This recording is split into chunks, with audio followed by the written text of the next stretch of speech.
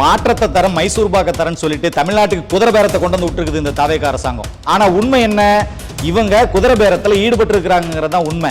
அது என்ன திமுக காரம் பண்ணனா அது குதிரை பேரம், நீங்க பண்ணனா அதுக்கு பேர் எருமை பேரமா?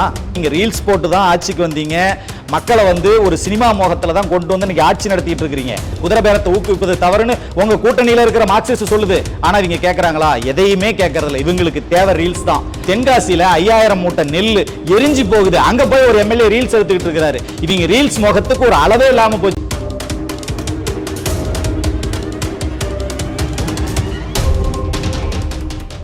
மாற்றத்தை தரம் மைசூர் பாக்க தரன்னு சொல்லிட்டு தமிழ்நாட்டுக்கு குதிரை பேரத்தை கொண்டு வந்து விட்டுருக்குது இந்த தாவேகா அரசாங்கம்.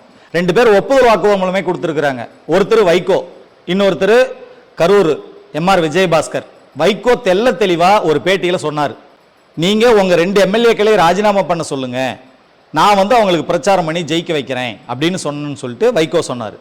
எம்ஆர் விஜயபாஸ்கர் அந்த தாவேகா இடையிற நிகழ்ச்சியில போயிட்டு கலந்துக்கிட்டு என்கிட்ட அவங்க அப்ரோச் பண்ணனாங்க, அந்த டீல் எனக்கு பிடிச்சிருந்தது, இந்த பேக்கரி டீல் மாதிரி அந்த டீலிங் எனக்கு பிடிச்சிருந்தது, நான் ஒத்துக்கிட்டேன்னு சொன்னார். ஆனால் இப்போ 2 பேருமே பல்ட்டி அடிச்சிருக்கிறாங்க. அதுக்கு என்ன காரணம்னா அவங்களோட ஸ்ட்ராட்டஜிக் டீம்.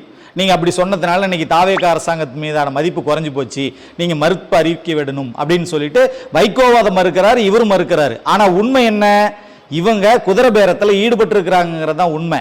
அது என்ன திமுக காரம் பண்ணனா அது குதிரை பேரம், நீங்க பண்ணனா அதுக்கு பேர் எருமை பேரமா? இதெல்லாம் எந்த ஒரு நியாயங்க? பொதுமக்கள் நல்லா சிந்திச்சு பார்த்துட்டு தான் இருக்கிறாங்க. அதாவது நீங்க ரீல்ஸ் போட்டு தான் ஆட்சிக்கு வந்தீங்க, மக்களை வந்து ஒரு சினிமா மோகத்துல தான் கொண்டு வந்து இன்னைக்கு ஆட்சி நடத்திட்டு இருக்கிறீங்க. ஆனால் நீங்க காட்டுற வேகம், இன்னைக்கு செந்தில் பாலாஜி வழக்கில் திமுக செந்தில் பாலாஜி வழக்கில் காட்டுற அந்த வேகத்தை நீங்க ஏன் அதிமுக எம்எல்ஏக்கள் ராஜினாமா பண்ணிட்டு வரத்துல நீங்க காட்டல? எத்தனை எதிர்க்கட்சிகள் நீ கண்டனம் தெரிவிக்கிறாங்க. மார்க்சிஸ்ட் கம்யூனிஸ்ட் வந்துட்டு இந்த அரசாங்கம் இந்த மாதிரி செயல்களை ஊக்குவிப்பது தவறு, குதிரை பேரத்தை ஊக்குவிப்பது தவறுன்னு உங்க கூட்டணியில இருக்கிற மார்க்சிஸ்ட் சொல்லுது. ஆனா இவங்க கேட்கறாங்களா? எதையுமே கேட்கறதில்ல. இவங்களுக்கு தேவை ரீல்ஸ் தான். இந்த ரீல்ஸால இன்னைக்கு தமிழ்நாடு மிக மோசமா பாதிப்படைஞ்சிருக்குங்க. இப்போ இவங்க வந்து ரீல்ஸ் எடுக்கிறாங்க அல்லது விளம்பரப்படுத்துறாங்க, அதெல்லாம் 2வது விஷயம். இன்னைக்கு தமிழ்நாட்டினுடைய தலையாய பிரச்சனை காவிரி நதிநீர் பிரச்சனை. காவிரி மேலாண்மை வாரியம் அமைச்சு கொடுத்த இயக்கம் அனைத்து இந்திய அண்ணா திராவிட முன்னேற்ற கழகம், புரட்சி தலைவி அம்மா. அதை வந்து நாடாளுமன்றத்தில் அவையவே முடக்கி அந்த காவிரி மேலாண்மை வாரியத்தை அமைச்சு ஆகணும், அரசிதழில் வெளியிட்டே ஆகணும் அழுத்தம் கொடுத்து நிறைவேற்றி சாதிச்சு காட்டினவர் எடப்பாடியார். ஆனால் வழக்கமா ஜூன் 12ஆம் தேதி ஒவ்வொரு ஆண்டும் தண்ணி திறந்து விடுவாங்க காவிரியில பாசனத்துக்காக. இதுவரைக்கும் தண்ணி திறப்பதற்கான எந்த விதமான அறிகுறியும் இல்லை. இவங்க என்ன பண்ணிட்டு இருக்கிறாங்க? ஒரு அழுத்தம் கொடுக்கணுமா வேண்டாமா?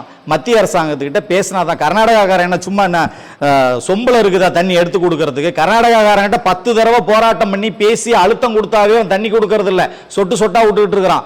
இந்த சூழ்நிலையில இந்த அரசாங்கம் மெத்தனை போக்கில் படுத்து தூங்கிட்டு இருக்குது. இதுக்கு டெல்லியோட சிறப்பு பிரதிநிதியா ஆந்திராவை சேர்ந்த ஒருத்தரை நியமிச்சிருக்கிறாங்க. இதெல்லாம் தமிழ்நாட்டில் இது தமிழ்நாடு அரசியல் தானா என்னங்கிறதே தெரியல. ஜனநாயக படம் எடுத்தாங்கிற ஒரே ஒரு காரணத்துக்காக அவருக்கு வந்து தமிழ்நாடு அரசினுடைய சிறப்பு பிரதிநிதின்னு கொடுத்திருக்கிறாங்க. இப்படி தமிழகத்தினுடைய உரிமைகள் ஒவ்வொன்றா பறிபோயிட்டே இருக்குது. இன்னைக்கு கடைமடை வரைக்கும் போகணும் தண்ணி. ஜூன் 12 தண்ணி திறந்து விட்டாதான் கடைமடை பகுதி வரைக்கும் போய் விவசாயம் பண்ண முடியும். ஆனால் இன்று விவசாயம் பண்ணக்கூடிய சூழ்நிலை இருக்குதா? இல்ல. தென்காசியில 5000 மூட்டை நெல் எரிஞ்சு போகுது, அங்க போய் ஒரு எம்எல்ஏ ரீல்ஸ் எடுத்துக்கிட்டு இருக்கிறாரு. இவங்க ரீல்ஸ் மோகத்துக்கு ஒரு அளவே இல்லாம போச்சு. இப்போ உங்க கூட்டணியில தானே இருக்கு காங்கிரஸ் கூட பேசலாம்ல. இந்த மாதிரி தமிழ்நாட்டில் தண்ணீர் பற்றாக்குறையா இருக்குது, பயிர்கள்லாம் வாடுது, இனிமேல் முப்போகம் விளைஞ்ச பூமி எல்லாம் பாலைவனமா போயிடும், கொஞ்சமாச்சும் தண்ணி விடுங்க, அவங்க கிட்ட கேட்டு வாங்கணுங்க. அப்படி இல்லைன்னா உங்க கூட்டணியில இருக்கிற காங்கிரஸ் கிட்ட அழுத்தம் கொடுக்கணும். இந்த லட்சணத்துல இந்த காங்கிரஸ் கூட்டணியில அமைச்சர் ஒருத்தர், அவர் பேர் விஸ்வநாதன் பேரு, உயர்கல்வித்துறை அமைச்சராம், ஒரு பாட்டுக்கு டான்ஸ் ஆடுறாருங்க. தமிழ்நாடு எந்த அளவுக்கு மிக மோசமா போயிட்டு இருக்குங்கிறதுக்கு அதெல்லாம் ஒரு உதாரணம். வாடி வாடி வாடி கைப்படாத சீடியாம். இவர் பாடுறவர் யாரு? உயர்கல்வித்துறை அமைச்சர் விஸ்வநாதன். இவருக்கெல்லாம் அமைச்சர் பதவி கொடுத்து அலங்கரிச்சிட்டு இருக்கிறாங்க. இவங்க கிட்ட படிக்கக்கூடிய அந்த மாணவர்களினுடைய எதிர்காலம் என்ன ஆகும்? குறைஞ்சபட்சம் அவரை கூப்பிட்டு ஒரு கண்டனமாவது தெரிவிச்சார முதலமைச்சர்? அப்படின்னா முதலமைச்சர் அதை ஏத்துக்கிறார் அப்படின்னு தான் அர்த்தம். இப்படிப்பட்ட ஒரு சூழ்நிலையில தான் இன்னைக்கு தாவேகா அரசாங்கம் போயிட்டு இருக்குது. இந்த அரசாங்கம் நீண்ட நாள் நீடிச்சது அப்படின்னா தமிழகத்தினுடைய உரிமைகள் நிச்சயமா பறிபோயிடும். இவங்க பாட்டுக்கு ரீல்ஸ் ஒரு பக்கம் எடுத்துக்கிட்டே இருப்பாங்க, இவங்க பாட்டுக்கு ஒரு பக்கம் போட்டோ போட்டுக்கிட்டு இன்ஸ்டாகிராம்ல கொண்டு போய் போட்டுக்கிட்டு அவரை லைக்ஸ் வாங்கிட்டு தான் இருப்பாங்க. ஆனால் தமிழகத்தின் உரிமைகள் நிச்சயமாக பறிபோய்விடும் என்பதுதான் மறுக்க முடியாத உண்மை.